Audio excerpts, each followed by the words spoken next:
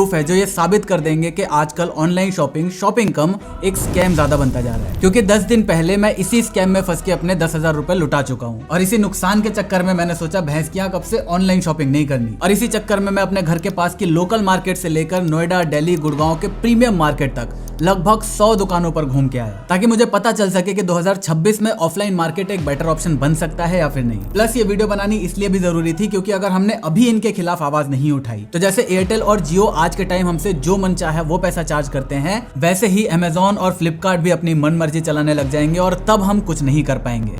और हाँ, ये जितने भी स्कैम्स मैं बताने वाला हूँ उसमें से ये लास्ट वाले से बचकर रहना क्योंकि ये सबसे ज्यादा खतरनाक है। ये आपके साथ हो जाएगा और आपको पता भी नहीं चलेगा। ओके, तो सबसे पहला है ड्रिप प्राइसिंग। इन ऑनलाइन वालों ने शुरुआत करी प्लेटफॉर्म फी से विच वॉज कम्प्लीटली फाइन, लेकिन फिर handling fees, offer handling fees, protect promise fees और एक्सचेंज करने पर पिकअप फीस और ये कुछ नया कॉर्पोरेट कार्ड फीस लेकर आए हैं। मुझे लगा किसी स्पेशल कार्ड पे लगता होगा, लेकिन ये HDFC के ऊपर लगा रखा है। अब मेरा गुस्सा इनके एक्स्ट्रा फीस लेने से नहीं है, अगर इन्हें प्रॉफिटेबल होना है तो नहीं ये सब काम करना ही पड़ेगा। मुझे समझ आता है, लेकिन किसी भी प्राइस पर कुछ भी पैसा लगा देना, जैसे 30,000 के सामान पे 650 रुपए का एक्स्ट्रा चार्ज इन्होंने लिया है। और इन केस चाहे गलती इनकी हो या मेरी, अगर मुझे ये सामान वापस करना पड़ जाए तो ये 650 रुपए मुझे वापस नहीं मिलने वाले। और ये बातें मुझे कोई भी नहीं बता रहा, बस ये लोग फीस ले रहे हैं। एटलीस्ट मुझे पता होना चाहिए, एक स्टैंडर्ड होना चाहिए कि आप इतना खर्च करोगे तो आपसे इतने पैसे चार्ज किए जाएंगे, मुझे पहले ही पता रहना चाहिए। ओके, तो नेक्स्ट इज मैनिपुलेशन। ये फोटो देखो, ये 22 सितंबर की है जिस दिन BBD सेल चालू होने वाला था। Same location, same time, same सामान, लेकिन 2 अकाउंट्स पर 2 अलग अलग प्राइसिंग, क्योंकि शायद दोनों कस्टमर के पैसे स्पेंड करने का तरीका अलग है। एक सोच समझ के 4 जगह देख के पैसा खर्च करता है, दूसरा शायद इम्पल्सिव बायर है। अब इनकी दूसरी ट्रिक देखो, ये चप्पल 674 रुपए की दिखा रहा है। कार्ट में ऐड करने के बाद जब पेमेंट पेज पे जाते हैं तो सेम चप्पल 1425 रुपए की हो गई। सेम काम इस भाई के साथ हुआ। यहाँ पर 750 रुपए का तवा बाहर दिखा रहा था और जब पेमेंट करने गए तो वो 1100 हो गया। तो अब अगर हम इस केस को ध्यान से देखें तो जो तवा भाई ने सिलेक्ट करा उसी के जस्ट साइड में फ्लिपकार्ट का खुद की कंपनी का एक तवा भी मौजूद है। और ये 2 प्राइसिंग का खेल शायद इसीलिए खेला गया ताकि कस्टमर को फ्लिपकार्ट वाला तवा ज्यादा सस्ता दिखे। ये सारी ट्रिक्स प्लान्ड होती हैं और कंपनी ये केवल उन्हीं पर अप्लाई करती है जो इस ट्रिक्स में फंस सकते हैं। अब आपका सवाल होगा कि भाई कंपनी को कैसे पता कि कौन इसमें फंसेगा? आपके डेटा से। आप सोचते रहते हो ना कि यार मेरा डेटा लेके कोई क्या ही कर लेगा। ये कर लेगा। आपका डेटा यूज करके ये लोग आपको वो सामान बेचते हैं जो ये लोग बेचना चाहते हैं, ना कि वो जो आप खरीदने आए थे, जैसा मेरे साथ हुआ। तो हुआ क्या, मुझे एक हाई स्पीड मेमोरी कार्ड लेना था जो 4K 120 FPS में वीडियो शूट कर पाए। और मुझे पता था कि 128 GB का ऐसा मेमोरी कार्ड जो आता है वो लगभग 12-13 हजार रुपए का मिलता है। और फ्लिपकार्ट को भी ये बात पता थी कि मैं इस तरह का मेमोरी कार्ड ढूंढ रहा हूँ। तो ऑब्वियसली मैं सबसे पहले अमेजोन पर गया, लेकिन वहां पर वो अवेलेबल था नहीं, तो मजबूरन मुझे फ्लिपकार्ट पर जाना पड़ा। मैंने V90 मेमोरी कार्ड सर्च करा और सर्च के अंदर 2-3 जगह यही वाला मेमोरी कार्ड आया। अब इसका नाम भी सेम है, पैकेजिंग भी सेम है, स्पीड भी सेम है और जो V90 की प्राइसिंग होती है इसकी प्राइसिंग भी वही है। तो मुझे लगा कि ये वही वाला कार्ड होगा जो मैं ढूंढ रहा हूँ। शायद से सैनडिस्क अब V90 अपने कार्ड पर नहीं लिखता होगा, तो मैंने ये कार्ड मंगा लिया। अब हाँ, मैं मानता हूँ कि ये मेरी गलती है, मुझे V90 देखना चाहिए था, तो कमेंट में अनपढ़ यूट्यूबर मत लिखना। तो मैंने ये कार्ड मंगा लिया, लेकिन जिस काम के लिए मंगाया ये कार्ड वही काम नहीं कर रहा। बाद में सर्च करने पे मुझे पता चला कि ये तो V30 कार्ड है। इसकी डेटा ट्रांसफर करने की स्पीड ज्यादा है, इस वजह से ये 12-13 हजार रुपए का है। मुझे याद है कि मैंने V90 कार्ड ही सर्च करा था और आज भी अगर आप V90 कार्ड फ्लिपकार्ट पे सर्च कर रहे हो तो आपको यही दिखा रहा है। अब सुनो असली मजे की बात, मुझे V90 कार्ड तो वैसे भी चाहिए था, अब नुकसान हो गया तो हो गया। मैं गया ऑफलाइन मार्केट, वहां पर भाई ने जो बोला वो सुन के मेरा दिमाग खराब हो गया। हाँ भाई, बताना क्या बोल रहे थे दोबारा एक बार। भाई ऐसा है, जो आप कार्ड मांग रहे हो ना V90, उस पे ज़्यादा मार्जिन होता नहीं है।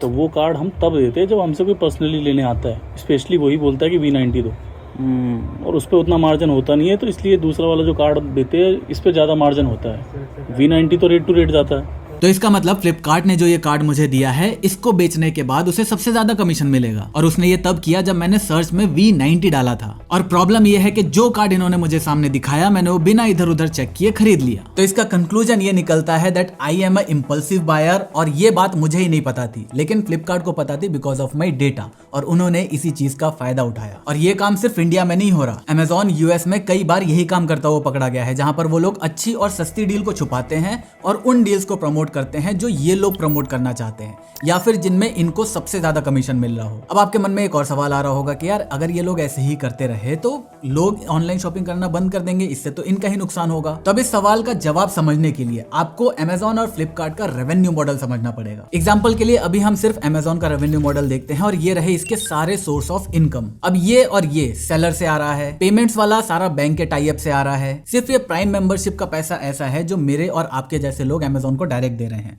और फ्लिपकार्ट के पास तो ये सोर्स ऑफ इनकम भी नहीं है। तो मेरे और आपके जैसे कस्टमर्स इन लोगों का प्राइमरी सोर्स ऑफ इनकम है ही नहीं। हम शॉपिंग करें या ना करें इनको फर्क नहीं पड़ता जब तक सेलर को फर्क नहीं पड़ता, और इसीलिए सेलर्स को खुश करने के लिए, उनसे ज्यादा पैसा निकलवाने के लिए इस तरह का डार्क पैटर्न और मैनिपुलेशन ट्रिक्स बनाई जाती हैं ताकि वो लोग जितना ज्यादा पैसा लगाएं आपको उन्हीं के प्रोडक्ट्स दिखाए जाएं। और ज्यादा पैसा लेकर Amazon ने इस साल अपने लॉसेस को 89% कम कर दिया और फ्लिपकार्ट ने 37%। And this is the reason for our next point, the shady sellers. Flipkart पर एक बहुत ही फेमस सेलर है Treasure Haul online. Mostly Flipkart पर जितने भी एप्पल प्रोडक्ट के ऊपर भारी भारी डील्स मिलती है वो यही सेलर लाके देता है, लेकिन इसकी एक प्रॉब्लम है। 4 महीने पहले मिस्टर टेकपीडिया को 3.5 लाख रुपए का लैपटॉप यही सेलर 2.5 लाख रुपए में दे रहा था। उसने खुशी खुशी मंगा तो लिया, लेकिन जो डिलीवर हुआ 2.5 लाख रुपए के सील्ड बॉक्स के अंदर उसे 2015 का मैकबुक मिल गया। इससे पहले इन्होंने 25,000 के एयरपॉड्स को 16-17 हजार रुपए में लिस्ट कर रखा था।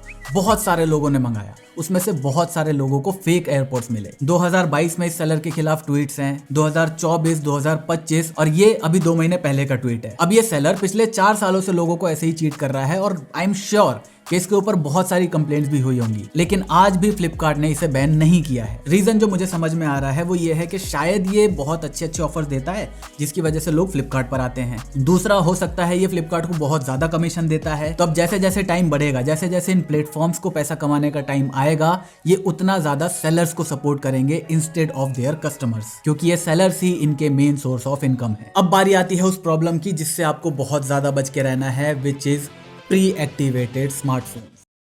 कुछ टाइम पहले Amazon पर 80,000 रुपए का ये नथिंग फोन 3 35-37 हजार में खूब बिका है। लोगों ने भर भर के खरीदा, लेकिन उनमें से बहुत सारे लोगों को ये प्री एक्टिवेटेड मिला है। और सिर्फ नथिंग नहीं, सैमसंग के फ्लैगशिप फोन्स के साथ तो ये सबसे ज्यादा हो रहा है। अब मुझे नहीं पता कि ये रिफर्बिश्ड होते हैं, टेस्टिंग यूनिट्स होते हैं, कौन से यूनिट्स होते हैं, लेकिन लोगों को प्री एक्टिवेटेड फोन्स मिल रहे हैं। अब ये सबसे बड़ी प्रॉब्लम क्यों है वो एक बार समझ लो। पहला तो फोन आपको पूरा सील्ड पैक मिलेगा, जिसकी वजह से आपको शक ही नहीं होगा कि आपको कुछ शेडी चीज मिली है। आप मान के चल रहे हो कि नए फोन पे आपको 12 महीने की वारंटी मिल रही है, लेकिन आपका फोन 4 महीने पहले ही एक्टिवेट हो चुका है, तो अब आपके फोन पर सिर्फ 8 महीने की वारंटी बची है। मान लेते हैं किसी वजह से आपका फोन 10वें महीने में खराब हो जाता है, आप नाचते गाते सर्विस सेंटर पहुंचते हो और वहां पर आपको वैसे ही भगा दिया जाता है, क्योंकि आपको लग रहा है कि 10 महीने बाद आपकी वारंटी है, लेकिन वो 2 महीने पहले ही खत्म हो चुकी है। आप उनको परचेज डेट का बिल दिखाओगे, वो कहेंगे जिस सेलर से लिया था उससे जाके बात करो। अब आप कहाँ बात करते फिरोगे। अब इसमें अच्छी बात सिर्फ इतनी सी है कि जितनी डरावनी ये प्रॉब्लम दिखती है, इसका सोल्यूशन उतना ही सिंपल है। सबसे पहले अगर आपको ओपन बॉक्स डिलीवरी का ऑप्शन मिल रहा है तो वो जरूर लेना है। दूसरा, फोन के रिसीव करते ही आपको बॉक्स के IMEI नंबर को फोन के IMEI नंबर से मैच करना है, दोनों बिल्कुल सेम होने चाहिए। अब जिस कंपनी का फोन आपने लिया, मान लो वीवो का लिया, तो वीवो के आगे डाल दो वारंटी चेक। आपको कंपनी की वेबसाइट मिल जाएगी, वहां पर IMEI नंबर डालो फोन का, आपको वहां पर सारी डिटेल्स आ जाएंगी। वारंटी पूरी 1 साल की होनी चाहिए। अब प्रॉब्लम ये है कि ये सब करने के बाद अगर कोई दिक्कत आती है तो सर्विस सेंटर ही आपको जाना पड़ेगा, क्योंकि कोई भी डिलीवरी वाला इतनी देर तक आपके घर के बाहर नहीं खड़ा रहने वाला। एंड सैडली इसके अलावा हमारे पास इसका दूसरा कोई सॉल्यूशन नहीं है। अब इन सारी प्रॉब्लम्स को देखने के बाद आपको लग रहा होगा कि यार इससे अच्छा तो मैं ऑफलाइन ही चला जाऊं। जो आप सोच रहे हो, यही सोचकर मैंने भी अपने लोकल मार्केट से लेकर नोएडा, गुड़गांव, दिल्ली तक की लगभग 100 दुकानें विजिट करी। वहां जाकर मुझे टोटल 4 बातें पता चली, 2 अच्छी 2 बुरी। सबसे पहले, ऑफलाइन में आपको कभी भी फोन के बॉक्स के अंदर कोई भी साबुन टिकिया नहीं मिलेगी। इसके अलावा इस प्री एक्टिवेटेड फोन के जाल में भी आप बिल्कुल नहीं फंसोगे। दूसरी अच्छी बात है, आपको ऑफलाइन में पुराने मॉडल्स जैसे S24, Pixel 9 ये सब आपको बहुत अच्छे दाम पर मिल जाते हैं। और अगर सेलर अपने स्टॉक्स को खत्म करने के मूड में आ जाए ना, तो वो बहुत ही बेहतरीन डील आपको दे देगा। ये वाली फैसिलिटी आपको ऑनलाइन नहीं मिलेगी। लेकिन अब ऑफलाइन की बुरी बातें भी सुन लो। हम ऑफलाइन दुकानों को 3 हिस्से में तोड़ देते हैं। एक, मेरे घर के बाजू वाली जो दुकान है वो। दूसरा, मेरे इस शहर के अंदर जो सबसे बड़ा मार्केट है उसमें जो बड़ी बड़ी दुकानें होती हैं जिसपे ओप्पो, वीवो, सैमसंग के बड़े बड़े बोर्ड्स लगे होते हैं। और तीसरी, मेरे पूरे एरिया के सबसे फेमस रिटेलर्स, और इसी में विजय सेल्स, रिलायंस डिजिटल, क्रोमा जैसे सेलर्स भी आ जाते हैं। अब प्रॉब्लम ये है कि ये तीनों ही कैटेगरी में आपको ऑप्शंस बहुत कम मिलते हैं। मेरे घर के पास जो है वहां तो बहुत ही लिमिटेड ऑप्शन मिलेगा। मैंने ये सारी लिस्ट बनाई थी हर दुकान पर जाकर मैं इन फोन्स के बारे में पता कर रहा था। लोकल दुकान पर मुझे सिर्फ ये फोन्स मिले। दूसरी कैटेगरी की जो दुकान थी वहां पर थोड़े ज्यादा ऑप्शन थे, जैसे OnePlus Nord वगैरह, नथिंग के फोन वहां पर मिल जा रहे थे। अब तीसरी कैटेगरी में ऑब्वियसली हमें सबसे ज्यादा ऑप्शन मिल रहा है। 2022-23 के मुकाबले अब ऑफलाइन में काफी ज्यादा फोन्स मिलते हैं, लेकिन ये आज भी ऑनलाइन से बहुत कम है। बट चलो ये तो उतनी बड़ी प्रॉब्लम भी नहीं है। असली प्रॉब्लम है जब से ऑनलाइन आया है तब से ऑफलाइन वालों की बहुत बुरी हालत हो गई है। इसीलिए उन्होंने अपना मोटो बना रखा है कि उनकी दुकान में कोई भी अपना कदम रखेगा तो ये लोग उसको मैक्सिमम से मैक्सिमम लूटने की कोशिश करते हैं। और ये तीनों ही कैटेगरी के लिए एप्लीकेबल है। वो हमेशा आपको वही फोन रिकमेंड करेंगे जिसमें उनका सबसे मोटा कमीशन बन रहा होगा, ना कि वो जो आपके लिए अच्छा है। वो तो कहते हैं ऑनलाइन जो फोन आ रहे हैं उनकी बिल्ड क्वालिटी खराब है, बहुत चले, वो ऑनलाइन ही ज्यादा बिकता है, सस्ता देख के लोग ले लेते हैं, बाद में दिक्कत आती है ज्यादा इसकी। और ये नथिंग, ये CMF, नथिंग सर वैसे अरे ऑनलाइन sorry। कंपनी है, मैं रिकमेंड तो करूंगा नहीं। और ये दुकान वाले आपके ऊपर इतना प्रेशर डालते हैं कि एक बार को आपको ही लगने लगेगा कि यार मैं सच में ही कोई गलत फोन लेने तो नहीं आ गया। जैसे राकेश भाई से किसी ने पूछा कि उन्हें फोन लेना है, राकेश भाई ने T4X बता दिया, सबसे अच्छा फोन है अपनी कैटेगरी में। भाई गए और Y31 उठा कर ले आए। वीवो T4X बताया था ना? तुमने कौन सा लिया? Y31। तो क्यों पूछा, क्यों था फिर? जानकारी के लिए। Vivo T4 अगर 10 में से 8 है तो Y31 10 में से 4 है। बट मुझे पता है कि उस ऑफलाइन वाले ने क्या किया होगा उस भाई के साथ। तो अब इन सारी प्रॉब्लम्स का सॉल्यूशन क्या है? देखो, ना तो आप फुल्ली ऑनलाइन जा सकते हो और ना ही फुल्ली ऑफलाइन। बस आप थोड़े बहुत प्रिकॉशंस ले सकते हो। जैसे ऑनलाइन शॉपिंग करने जा रहे हो तो भले ही 100 रुपए का सामान लो, लेकिन उसे 4 अलग अलग वेबसाइट से कंपेयर करो, ताकि Amazon, फ्लिपकार्ट के पास ये डेटा जाए कि आप बहुत ही समझदार यूजर हो और आपके ऊपर कोई मैनिपुलेशन ट्रिक्स काम नहीं करेंगी। तो हो सकता है वो लोग आपके अकाउंट पे ऐसी कोई ट्रिक यूज ही ना करें। बाकी ऑफलाइन फोन लेने जा रहे हो तो घर से निकलने से पहले ही, अगर मान लो 25,000 रुपए बजट है तो 4 नाम अपने साथ लेकर निकलो। 25,000 रुपए के 2 बेस्ट फोन और 30,000 रुपए में 2 बेस्ट फोन। 30,000 के फोन्स इसलिए क्योंकि दुकान पर जाने के बाद 25 का 30 कब हो जाता है पता नहीं चलता, और उस टाइम पे आप YouTube चलाकर फोन नहीं ढूंढ पाओगे। इसके अलावा हम कस्टमर है साहब, हमारे साथ यही सब होता रहेगा और हमारा हमेशा कटता रहेगा। मेरे पास इसका कोई और सॉल्यूशन नहीं है। अगर आप लोगों के पास इन सारी प्रॉब्लम्स का कोई और नया और क्रिएटिव सॉल्यूशन है तो प्लीज कमेंट सेक्शन में लिखना, ताकि सबको पता चल सके और